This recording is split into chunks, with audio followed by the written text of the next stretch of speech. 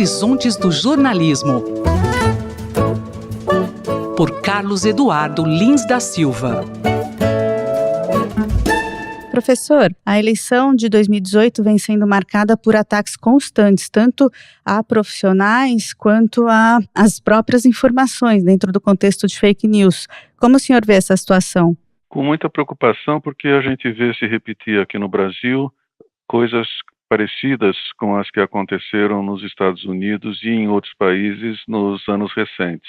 Parece-me que as eleições no contexto de mídias sociais estão assumindo uma característica absolutamente nova e muito radicalizada, o que é preocupante para a própria sobrevivência da democracia. A isso se soma o descrédito que tem tido os meios de comunicação no Brasil e em outros países, o qual é agravado pela disseminação de notícias fraudulentas com a aparência de serem notícias ou informações que advêm de veículos respeitados e conhecidos. Então, o que nós temos observado, além desses ataques físicos, às vezes, e muito mais frequentemente morais e verbais contra jornalistas independentes, é que as pessoas, em geral, estão substituindo as informações que vêm dos veículos que são os mais sóbrios e os mais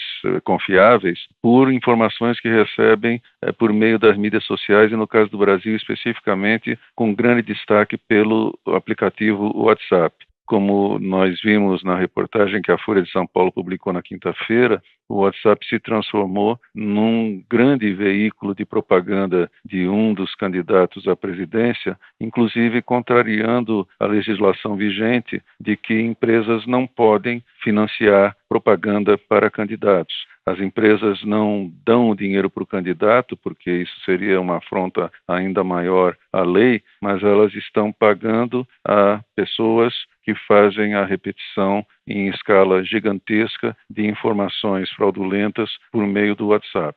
A mídia tradicional fez um esforço grande no sentido de tentar combater as fake news desde o início, criando inclusive grupos específicos para checar fatos, para desmentir informações falsas.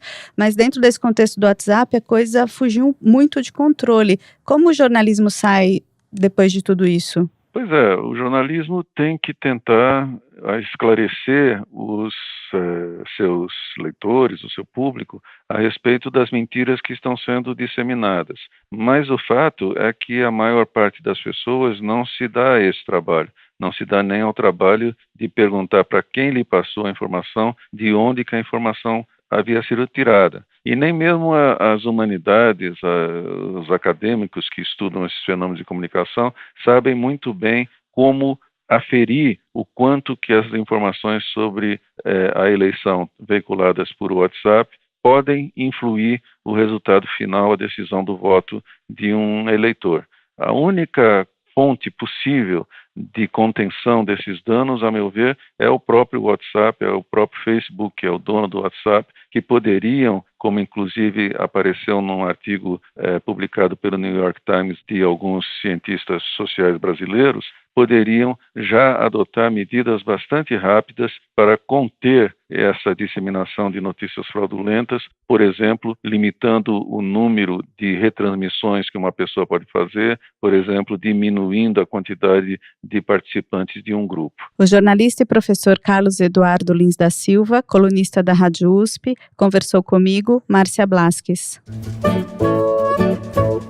Horizontes do Jornalismo, por Carlos Eduardo Lins da Silva.